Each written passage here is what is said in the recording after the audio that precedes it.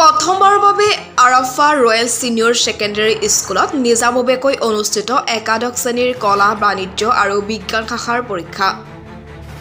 অসম চৰকাৰৰ উচ্চতৰ মাধ্যমিক শিক্ষা সংসদৰ পৰা অনুমতি লাভৰ পিছতে উৎফুল্লিত হৈ পৰে বিদ্যালয় কৰ্তৃপক্ষৰ লগতে ছাত্ৰ-ছাত্ৰী আৰু অভিভাৱক।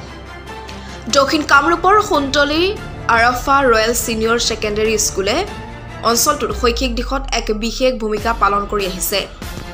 ইংৰাজী আৰু অসমীয়া দুয়োটা মাধ্যমতে শিক্ষা প্ৰদান কৰি অহা শিক্ষানুষ্ঠানটো প্ৰথমবাৰৰ বাবে কলা বাণিজ্য আৰু বিজ্ঞান শাখাত একাদশ শ্ৰেণীৰ চূড়ান্ত পৰীক্ষা অনুষ্ঠিত হয়। বিদ্যালয় কৰ্তৃপক্ষৰ প্ৰচেষ্টাত যোৱা কিছুদিন পূৰ্বে অসম চৰকাৰৰ উচ্চতৰ মাধ্যমিক শিক্ষা সংসদে উচ্চতৰ মাধ্যমিকৰ চূড়ান্ত পৰীক্ষা অনুষ্ঠিত কৰাৰ অনুমতি প্ৰদান কৰিছে আৰাফা ৰয়েল ছিনিয়ৰ ছেকেণ্ডেৰী স্কুলক। এতিয়াৰ পৰা আৰু কোনো দূৰণিবতীয়া বিদ্যালয়ত গৈ এই অঞ্চলৰ ছাত্ৰ-ছাত্ৰীয়ে পৰীক্ষা দিব নালাগিব বুলি উৎফুল্লিত হৈ পৰে বিদ্যালয় কৰ্তৃপক্ষৰ লগতে ছাত্ৰ-ছাত্ৰীয়ে। পোনপ্ৰথমে আৰাফা ৰয়েল ছিনিয়ৰ ছেকেণ্ডেৰী স্কুলৰ পৰা উচ্চতৰ মাধ্যমিক প্ৰথম বৰ্ষৰ সকলো ছাত্ৰ-ছাত্ৰীলৈ আন্তৰিক শুভেচ্ছা জ্ঞাপন কৰিছোঁ। বিগত সময়ছোৱাত আমাৰ এই অঞ্চলৰ অভিভাৱকসকলৰ আটাইতকৈ ডাঙৰ সমস্যা আছিলে যে তেওঁলোকৰ ছাত্ৰ-ছাত্ৰীৰ উচ্চতৰ মাধ্যমিক চূড়ান্ত পৰীক্ষা দিবৰ কাৰণে দূৰণিবতীয়া ঠাইলৈ যাবলগীয়া হৈছিলে, ছয়গাঁৱলৈ যাবলগীয়া হৈছিলে। কিন্তু আমি ধন্যবাদ জ্ঞাপন কৰিছোঁ কাউন্সিললৈ যে আমাৰ আৰাফা ৰয়েল ছিনিয়ৰ ছেকেণ্ডেৰী স্কুলৰ প্ৰথম বৰ্ষৰ পৰীক্ষা ইয়াতে অনুষ্ঠিত কৰাৰ সুবিধা কৰি দিছে আৰু চূড়ান্ত পৰীক্ষা সুন্দলী উচ্চতৰ মাধ্যমিক বিদ্যালয়ত আমি দিব পাৰিম।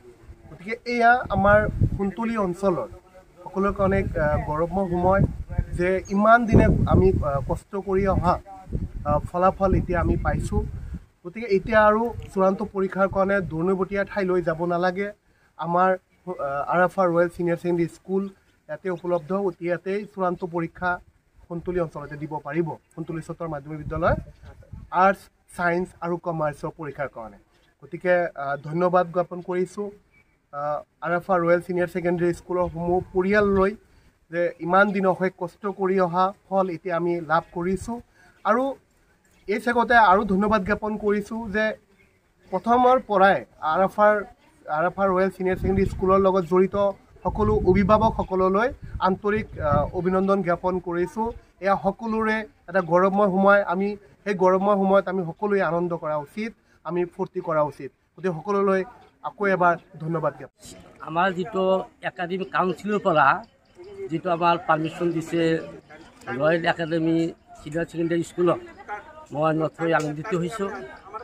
লগতে আমাৰ ছাত্ৰ ছাত্ৰীসকল এই অনুষ্ঠানত পৰীক্ষা দিবলৈ পাই বহুত সুবিধা হৈছে। এইকাৰণে বহুত দূৰত গ'লে টকা পইচাৰ খৰচ হয়, দুখীয়া মানুহৰ বহুত অসুবিধা হয়।